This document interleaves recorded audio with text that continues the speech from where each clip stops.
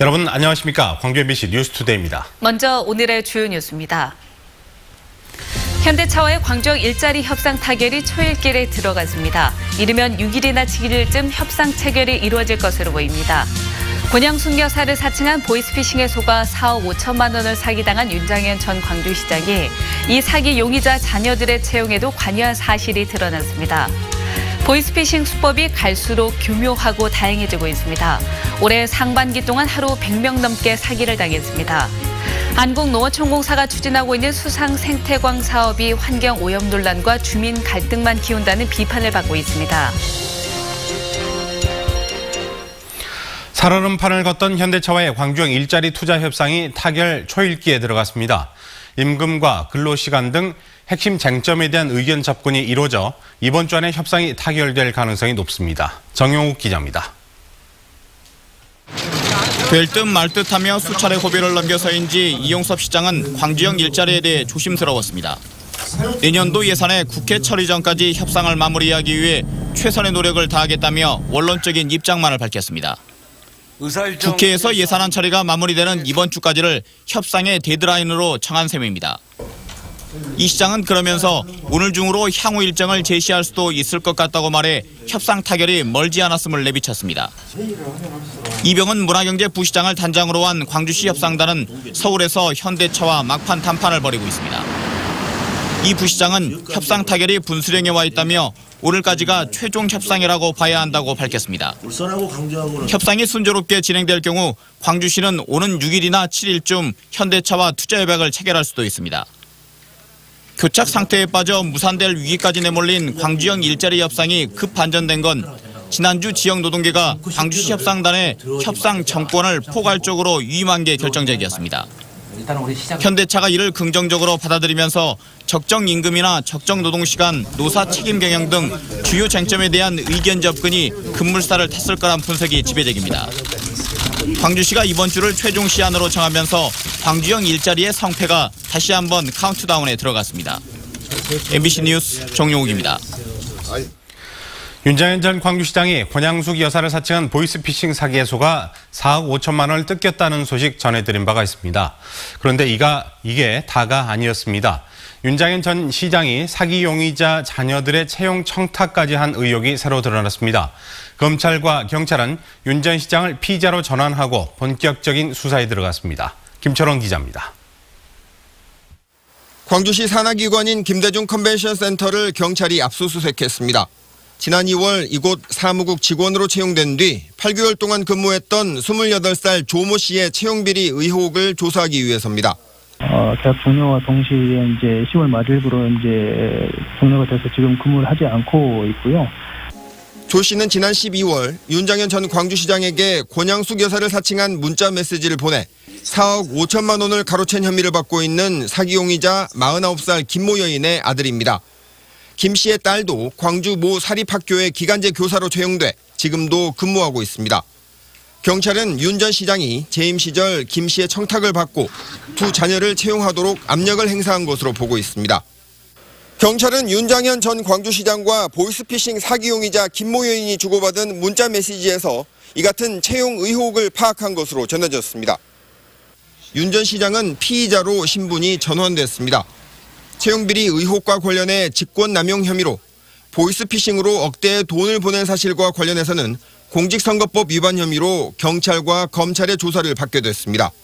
윤 전 시장이 지방선거를 앞두고 공천을 받기 위해 돈을 송금하고 취업 청탁까지 해줬는지 여부가 수사의 핵심입니다. 윤 전 시장은 퇴임 이후인 지난 8월까지도 사기 용의자 김 씨를 곤양숙 여사라고 믿었다고 진술한 것으로 알려졌습니다. 김 씨에게 거액의 돈을 송금하고 취업 청탁까지 해주면서도 김 씨를 직접 만난 적이 없다는 건데 이 같은 윤 전 시장의 주장이 사실인지 여부에 대해서도 수사가 이루어질 전망입니다. 검찰은 해외에 머물고 있는 윤 전 시장에게 내일까지 출석하라고 통보했습니다. MBC 뉴스 김철원입니다. 오늘 출근길엔 교통안전에 각별히 주의하셔야겠습니다. 비가 내리면서 도로가 미끄러운 데다 안개까지 짙어서 시야가 답답합니다. 천천히 안전운전 하시기 바랍니다. 지금 내리는 비는 오전 중에 모두 그치겠습니다. 광주와 전남 지역에 5에서 40mm의 비가 더 내리겠고요. 돌풍과 함께 천둥, 번개가 동반되는 곳이 있겠습니다. 안전사고 없도록 주의하셔야겠습니다. 한편 지금 이 비에는 중국발 황사가 섞여 내리고 있습니다. 현재 광주와 전남 지역의 미세먼지 농도는 보통에서 좋음 수준을 보이고 있는데요. 비가 그친 오후부터는 이 황사의 영향을 더 강하게 받을 가능성이 있습니다. 앞으로의 기상 정보를 잘 확인하셔야겠습니다. 비가 지나는 가운데 오늘도 따뜻한 남서풍이 유입되면서 기온은 평년 수준보다 훨씬 높겠습니다. 광주의 아침 기온 12도, 한낮 기온은 14도 보이면서 평년보다 6도에서 10도가량 높겠습니다. 비가 그친 이후에는 북서쪽에서 찬 공기가 유입되면서 내일 광주의 기온은 오늘보다 10도가량 큰 폭으로 뚝 떨어지겠습니다. 본격적인 추위가 시작되니까요. 잘 대비하셔야겠습니다. 날씨였습니다. 전직 시장도 당한 보이스피싱. 하루 평균 피해자가 100명이 넘고 금액은 10억 원에 달한다는 금융당국의 발표가 있었습니다. 왜 이렇게 속을까 싶지만 눈 뜨고 당할 만큼 수법이 교묘해지고 있다고 합니다. 보도에 우종훈 기자입니다. 이 여성은 지난 10월 아버지와 고모 등 가족으로부터 갑자기 돈이 왜 필요하냐는 황당한 전화를 받았습니다. 알고 보니 보이스피싱 사기꾼이 이 여성의 개인정보를 해킹해 만든 카카오톡 계정으로 마치 본인처럼 접근해 돈을 요구했던 겁니다. 가족들이 돈을 보내기 전 확인 전화를 했기에 망정이지 안 그랬으면 수백만 원을 날릴 뻔했습니다. 직계 가족이 아닌 다른 친척들은 평소에도 연락을 자주 안 하고 그랬었기 때문에 나도 제 이름이 있으니까 헷갈려서 돈을 보내려고 했다고. 또 다른 이 여성은 서울중앙지검 검사라는 사람에게 속아 실제로 사기범들에게 돈 2천만 원을 건넸습니다. 대포 통장을 쓰고 있는 것으로 의심돼 수사하고 있다며 본인이 범죄 혐의를 벗으려면 직접 통장에 돈을 인출해야 한다는 겁니다. 돈을 건네고 나서야 범죄임을 깨달은 피해자가 경찰에 신고해 다행히 범인을 용산역에서 붙잡을 수 있었습니다. 만나는 장소에 갈 때까지 전화를 절대 못 끊게. 전화를 끊으면 바로 왜 전화 끊었냐고 지금 제정신이라고 하면서 진짜 자기가 검사이냐 이거 호통을 치거든요. 보이스피싱 범죄는 끊이지 않고 일어나고 있는데 특히 올해 상반기에는 금융감독원의 보이스피싱 범죄를 당했다는 신고 건수가 지난해 같은 기간에 비해 73%나 증가했습니다. 올 상반기 동안 보이스피싱으로 인한 피해 금액은 전국적으로 1,800억 원, 피해자는 2만 1,000명에 달합니다. 하루로 따지면 매일같이 116명의 피해자가 10억 원씩을 사기당하고 있는 셈입니다.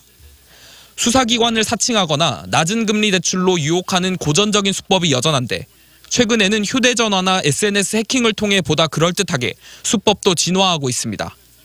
최근 이 피해 규모가 증가하고 있는 것은 보이스피싱 수법이 보다 지능화되고 조직화되는데 그 원인이 있다고 보여집니다. 금감원과 수사기관은 피해를 보지 않으려면 이들 기관들은 돈을 인출하라는 요구를 하지 않는다는 기본적 원칙만 생각하라고 말합니다. 또 의심될 때는 본인과 해당 기관에 반드시 먼저 확인할 것을 당부했습니다. MBC 뉴스 우종훈입니다. 어제 낮 1시쯤 광주시 북구 오룡동 광주과학기술원 연구실에서 이 학교 교직원 55살 A씨가 숨져 있는 것을 동료 직원이 발견해 경찰에 신고했습니다. 경찰은 평소 A씨가 우울증을 알아왔다는 유족 진술과 유서를 토대로 A씨가 스스로 목숨을 끊은 것으로 보고 정확한 경위를 조사하고 있습니다. 오늘 오전 3시쯤 영광군 불감면 한 저수지에 52살 이모 씨가 물에 빠져 있다는 신고가 접수돼 소방당국이 구조에 나섰지만 숨진 채 발견됐습니다. 경찰은 가게 금전 문제로 남편과 다투다 화가 나 저수지로 들어갔다는 남편 41살 이모 씨의 말을 토대로 정확한 경위를 조사하고 있습니다. 영산강유역 환경청은 음식물류 폐기물을 불법 처리한 6개 업체를 적발하고 관련자 7명을 검찰에 송치했다고 밝혔습니다. 한평의 모 업체는 가축 분뇨가 아닌 음식물 폐기물을 불법으로 무상 공급받아 퇴비를 생산한 혐의를 받고 있고 다른 업체들은 이 업체의 음식물 폐기물을 떠넘긴 혐의입니다. 이 과정에서 BOD 법정 허용 기준의 250배가 넘는 고농도 침출수가 저수지로 유입돼 물고기가 폐사하기도 한 것으로 전해졌습니다. 아동학대 의혹을 받고 있는 광주모 보육시설 원장이 국가인권위 결정에 불복하는 행정소송을 낸 사실이 뒤늦게 알려졌습니다. 광주 YWCA 산하 모 아동 양육시설 원장은 지난 10월 말 국가인권위 결정을 인정할 수 없다는 취지의 행정소송을 서울행정법원에 냈습니다. 인권위원회는 지난 7월 해당 시설이 아동과 청소년들을 강제로 정신병원에 입원시키려 하는 등 아동복지법을 위반했다며 관련자 중징계와 대책 마련을 권고한 바 있습니다. 한국농어촌공사가 의욕적으로 추진하는 수상태양광 사업이 환경오염 논란 속에 전국적으로 큰 반발을 사고 있습니다. 강진의 한 농촌마을에서도 수상태양광 사업이 주민 간의 반목과 갈등만 부추기고 있습니다. 문현철 기자가 취재했습니다. 강진 도안면 일대에 농업용수를 공급하고 있는 봉황 저수지입니다. 저수지를 둘러싼 주작산, 덕룡산과 함께 아름다운 경치를 자랑하고 남도의 손꼽히는 등산 코스로도 유명세를 타는 곳입니다. 그런데 이 저수지에서 난데없는 수상태양광 논란이 빚어지고 있습니다. 농어촌 공사가 갑자기 봉황 저수지에 수상태양광 발전시설을 하겠다고 지난달 주민 설명회를 개최한 겁니다. 이전까지 이 같은 사실을 전혀 몰랐던 일부 주민들이 크게 반발했습니다. 이 농업용 저수지를 가지고 지금 17개 불악에 지금 농경지에 물을 농사를 짓고 있는데 그 오염된 그 물을 가지고 농사를 짓을 때 과연 그 나락들을 그 벼들을 어떻게 얼마만큼 떳떳하게 팔아먹을 수 있냐. 마을 뒷산에 공사 중인 대규모 태양광 발전시설 때문에 큰 홍역을 알았던 터라 반대 주민들은 불신이 더 큰 실정. 농어촌 공사는 결탁과 은폐 의혹까지 불거지자 후보지 검토 차원이었을 뿐 구체적인 사업 계획은 없다고 해명했습니다. 주변에 있는 주민들이 반대하고 동의를 안 해준다고 했더니 반대를 하신다라고 적극적인 반대가 이루어진다라고 하면 저희들은 사업 수행을 앞으로는 추진 않겠습니다라고 민원서를 저희들이 답변을 해드렸습니다. 일단 던져보고 아니다 싶으면 사업을 접겠다는 무책임한 농어촌 공사.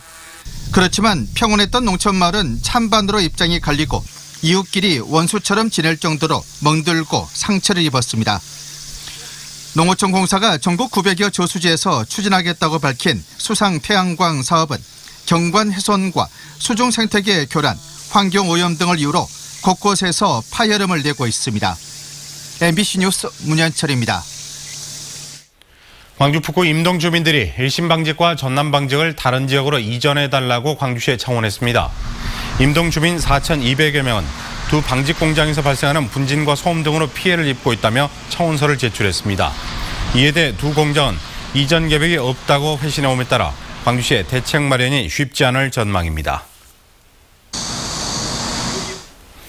올해 광주 지역 아파트 청약 경쟁률이 30대 1을 넘어선 것으로 집계됐습니다. 광주 전남 부동산 포털인 사랑방 부동산이 올해 초부터 지난달 말까지 광주에서 분양한 아파트 경쟁률을 분석한 결과 평균 35.80대 1로 나타났습니다. 올해 분양한 아파트는 9개 단지 5,320세대로 가장 높은 경쟁률을 보인 아파트는 100대 1이 넘었던 것으로 집계됐습니다.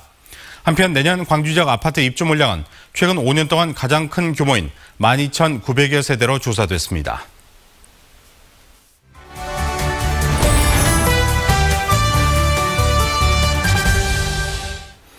한국은행이 1년 만에 기준금리를 1.75%로 올렸습니다. 이에 따라 시중은행들의 대출금리도 다음 달이면 인상될 것으로 보입니다. 네, 기준금리 인상이 서민 가계와 지역 경제에 미칠 영향에 대해 정진석 경제평론가와 자세한 이야기 나눠보도록 하겠습니다. 안녕하십니까? 네, 안녕하세요. 안녕하십니까? 네. 이번 기준금리 인상 어떤 의미로 받아들이면 될까요? 원래 금리를 인상하는 것은 정상적으로 경기가 좋아져서 경기 과열을 막기 위한 통화정책인데요. 네. 지금 상황이 정반대지 않습니까? 네. 먼저 두 가지 정도로 이해하시면 될 것 같은데요. 첫 번째는 이제 달러 자본 유출을 막기 위해서 세계 기축통화국인 미국하고의 격차를 좀 줄이기 위해서 지금 올린 거라고 이해하시면 될 것 같고요. 두 번째로는 이제 국내 부동산 문제라든지 가계부채 증가세 문제가 있어서 올렸다고 이제 이주연을 하는 총재께서 말씀하셨는데 네. 전체적으로 봤을 때는 이번 기준금리 인상이 좀 실기 아니냐 추후에 논란거리가 될 부분이라고 다들 시장에서는 말씀을 하고 계십니다. 그렇군요. 이 기준금리 인상에 따라 대출금리가 올라가면 서민 경제에 좀 미친 영향이 클 것 같습니다. 네, 그렇습니다. 특히 우리 지역에는 소득으로 대출을 갚기 어려운 고위험 대출이 많은 상태잖아요. 어떻게 생각하십니까? 네, 현재 지금 한국은행 자료에 따르면 우리 광주 전남 지역의 대출 잔액이 8월 달 91조 2천억에서 9월 달에 지금 91조 7,600억으로 증가를 했습니다. 5천억이 지금 증가를 했는데요. 여기서도 네. 말씀하신 대로 지금 고위험 다중채무자의 비중이 지속적으로 지금 8.7%까지 지금 증가를 하고 있는데 문제가 은행권 대출이 아니라 비은행권 캐피탈이랄지 저축은행 대출들이 지금 계속적으로 늘어나고 있는 추세입니다. 네. 그리고 또 지금 대출 연체율을 보면은 우리 지역의 대출 연체율은 지난해 지금 각각 0.4%, 1.06%로 지금 한국은행 자료에 나와 있는데요. 아직까지는 전국 평균보다 살짝 낮은 편이긴 한데 전체적으로 봤을 때 고위험 다중채무자들의 대출 연체율이나 좀 증가세는 좀 빠른 편이고 전체 평균으로 봤을 때 아직은 관리할 수준이다. 이 정도로 보시면 될 것 같습니다. 네. 네. 문제가 되는 게 이제 중소기업이나 자영업자들일 것 같은데요. 네. 이 대출을 갚기에 좀 부담이 될 것 같습니다. 네. 우리 지역의 경제에 어떤 영향을 미칠까요? 일단 당연히 이자 부담은 커지는 거는 이제 정상적인 이야기인데요. 네. 현행 대출 제도 자체가 예전에는 이자만 냈는데 지금 이자하고 원금을 같이 갚는 제도이기 때문에 좀 실질적으로 느끼는 부담이 굉장히 크실 거예요.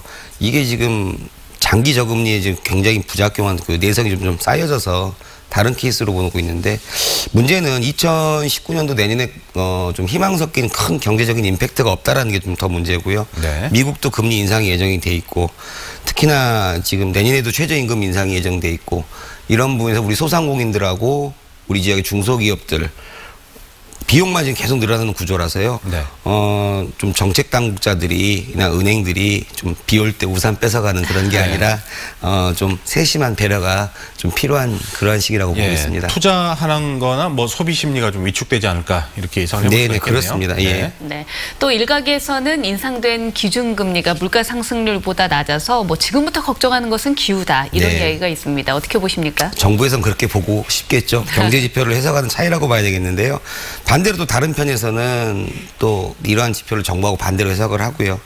그러니까 어떻게 보면 중산층 이하 서민층들한테는 금리 0.25%는 것이 뭐 큰 대수냐라고 말씀드릴 수가 있지만은 네. 굉장히 큰 부담으로 작용이 될 거고요. 당연히 이제 중산층 이상 고소득자분들한테는 큰 문제가 안 될 거라고 지금 보고 있습니다. 네. 근데 우리가 이제 물가 상승률 말씀하시는데 이건 평균 통계고요. 우리가 시장이나 마트 가면은 지금 쌀값만 해도 지금 엄청나게 큰 폭으로 지금 올라가 있거든요.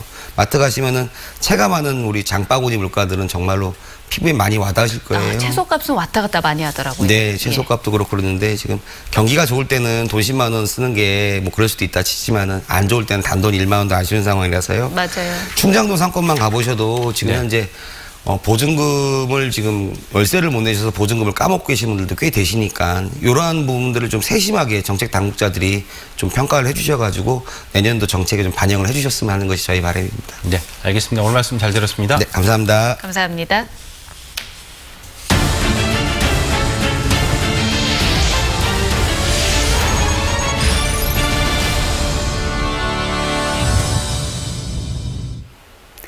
통쾌한 박치기 한 방으로 국민들을 열광시켰던 전설의 프로레슬러 김일 선수 기억하십니까?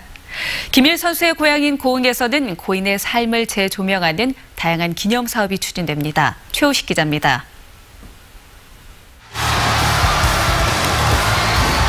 가난에 찌들어 힘들었던 6, 70년대 주특기인 박치기로 사각의 링을 주름잡았던 전설의 프로레슬러 김일. 흑백 텔레비전으로 중계되는 프로레슬링 한일전이 인기 절정이던 시절 김일 선수는 전 국민적인 영웅이었습니다. 김일 선수의 고향인 고흥군 금산면. 지난 2012년에 건립된 김일 기념체육관은 연간 10만 명이 꾸준히 찾고 있고 2016년에 추모 10주기 프로레슬링 대회가 이곳에서 열리기도 했지만 고인이 이룬 명성에 비해서는 초라하기만 합니다. 최근 김일 기념사업회 출범을 계기로 그동안 주춤했던 재조명 사업도 새로운 전기를 맞고 있습니다. 내년을 시작으로 김일 선수를 기억할 수 있는 레슬링 대회 개최를 추진하는 등 지역을 알리는 킬러 콘텐츠로 육성할 계획입니다. 기념 사업이 될 수 있는 레슬링 대회나 모든 걸 연차적으로 1년에 한 번씩 개최할 그런 계획을 가지고 있으며 그 모든 유품을 전시해서 관광객들이 고흥군도 민선 7기 공약 사업으로 오는 2021년까지 김일체육관 주변에 추모 조각공원 조성을 추진하고 있습니다. 본 사업에는 추모공원 조성과 그리고 주차장 정비, 그리고 전시관 확충 등 총 사업비 25억 원을 투자하여 추진할 계획입니다. 파란만장한 인생을 살면서 국위 선양에도 한몫을 한 스토리의 주인공이 세대를 넘어 지역의 새로운 관광 자원으로 기대를 모으고 있습니다. MBC 뉴스 최우식입니다. 광주FC의 나상호 선수가 프로축구 2부 리그의 MVP와 득점왕, 베스트 11의 영예를 한꺼번에 안았습니다. 올 시즌 31경기에서 16골을 넣은 나상호 선수는 국내 선수 가운데 역대 최연소 득점왕 기록도 세웠습니다. 나 선수는 수상 소감에서 한국 축구 발전에 기여하는 선수가 되고 싶다고 밝혔습니다. 서해가 소암 현중화 선생 21주기 추모전이 광주 시립미술관 금남로 분관에서 열리고 있습니다. 소암 선생은 한국의 대표적인 서예가로 많은 후학들에게 모범이 됐고 이번 추모전도 스승의 가르침을 받은 소목회 회원들이 마련했습니다. 소암 선생 추모전은 고인의 고향인 제주에서 매년 열렸지만 올해는 21주기를 맞아 처음으로 광주에서 추모식과 함께 열렸습니다. 광주시와 전남도의회는 경전선 호남 구간의 전철화 사업 예산을 국비에 반영하라고 촉구했습니다.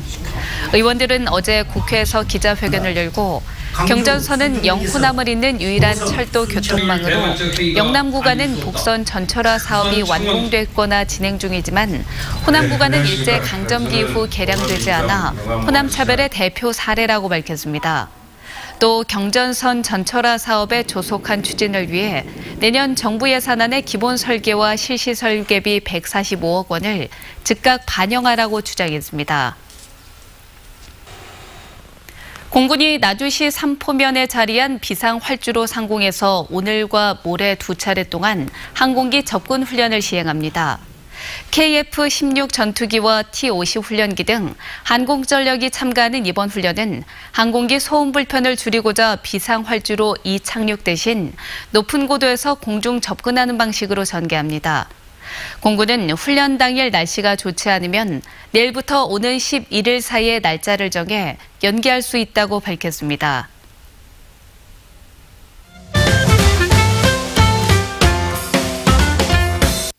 내년부터 광주 상무지구 일대에 지하 공영주차장 2곳이 조성됩니다. 광영 메이로즈 아파트 주변 보행자 광장과 시의회 주변 느티나무 공원에 지하 주차장이 생길 예정인데요. 복잡한 주차 대란도 완화하고 시민들의 불편도 덜어줄 것으로 기대됩니다. 광주 남구는 2019년 장애인 일자리 사업에 참여할 사람들을 오는 7일까지 모집하고 있습니다. 남구 등록 장애인 중 만 18세 이상 사업 수행이 가능한 장애인이 대상인데요.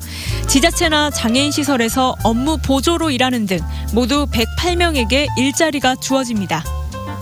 전라남도가 12월 해넘이 해맞이 명소로 광양 구봉산 전망대와 신안 다이아몬드 제도를 선정했습니다.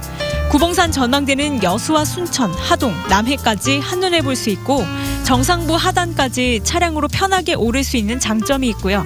자은도와 암태도, 팔금도, 안좌도로 이루어진 신안 다이아몬드 제도에서는 섬마다 특색 있는 낙조를 즐길 수 있습니다.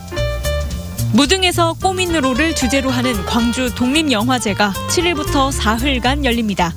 광주에서 만들어졌거나 광주에 대해 이야기하는 31개의 독립영화 작품들이 마련되는데요.